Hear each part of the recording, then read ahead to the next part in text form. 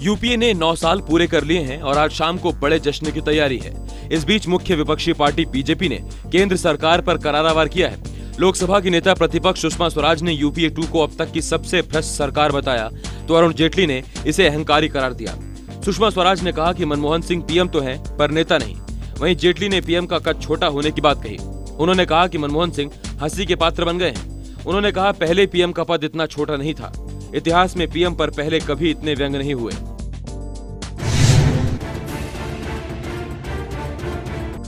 विंदु दारा सिंह की गिरफ्तारी के साथ ही स्पॉट फिक्सिंग के तार बॉलीवुड के साथ जुड़ने लगे हैं। पुलिस सूत्रों का कहना है कि बॉलीवुड के कुछ लोग बिंदु के जरिए सट्टेबाजी कर रहे थे। इसमें 2 बड़े हीरो और 2 हीरोइन का नाम भी लिया जा रहा है। इस बीच पुलिस को बिंदु और चेन्नई सुपर किंग्स के रिश्तों की कड़ी मिल गई है।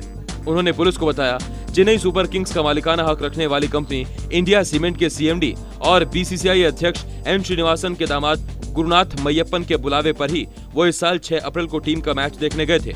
इसी मैच को देखते हुए साक्षी धोनी के साथ उनके फोटो को लेकर बवाल मचा हुआ है। बिंदु ने कहा कि वो मय्यप्पन को 1.5-2 सालों से जानते हैं और सट्टेबाजी से उनका कोई लेना देना नहीं है।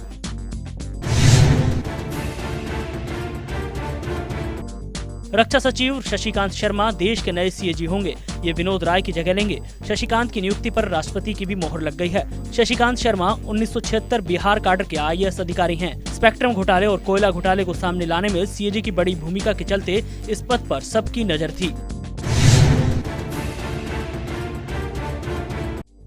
राष्ट्रपिता महात्मा गांधी की कई निशानियों की नीलामी ब्रिटेन में संपन्न हो गई। बापू के खून के नमूने, शॉल, चप्पल, चावल का कटोरा, वसीयत और पावर ऑफ अटॉर्नी के जरिए नीलामी घर ने 2,51,64,000 रुपए कमाए। अमेरिका में आए चक्रवात ने ओक्लाहोमा शहर के मूर इलाके को बुरी तरह से तबाह कर दिया है।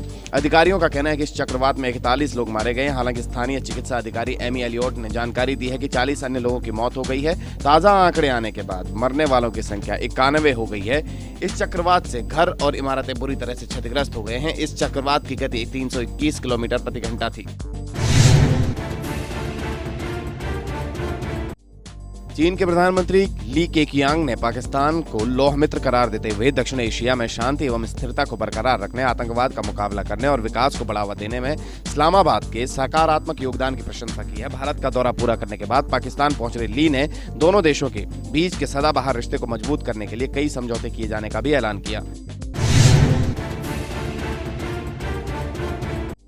रिलायंस जियो इन्फोकॉम की 4G सर्विस अगले साल मार्च तक पश्चिम बंगाल में शुरू हो जाएगी। वहीं अगले 2-3 साल में रिलायंस जियो इन्फोकॉम की भारत के पूर्वी भाग में 7,000 करोड़ रुपए का निवेश करने की योजना है। जियो इन्फोकॉम पश्चिम बंगाल में 4G सर्विस के लिए रिलायंस कम्युनिकेशंस के 25 से 30% के इंफ्रास्ट्रक्चर का इस्तेमाल करेगा। दुनिया की प्रमुख कंप्यूटर और स्मार्टफोन मैन्युफैक्चरर अमेरिकी कंपनी एप्पल इंक पर भारी टैक्स चोरी का आरोप लगा है। एक सीनेट पैनल ने अपनी रिपोर्ट में आरोप लगाया कि अरबों डॉलर टैक्स चोरी के लिए एप्पल ने बड़ी संख्या में अपनी विदेशी सब्सिडीज का इस्तेमाल किया। इनमें से ज्यादातर ऐसी कंपनियां हैं जिनका अस्तित्व ही नहीं है।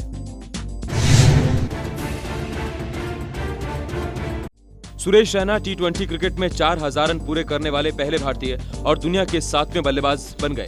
चेन्नई सुपर किंग्स के इस बल्लेबाज ने आईपीएल प्लेऑफ में मंगलवार को मुंबई इंडियंस के खिलाफ ये उपलब्धि हासिल की। अपना 151वां मैच खेल रहे रैना ने अपनी पारी के दौरान 28वां रन पूरा करते ही ये उपलब्धि हासिल की।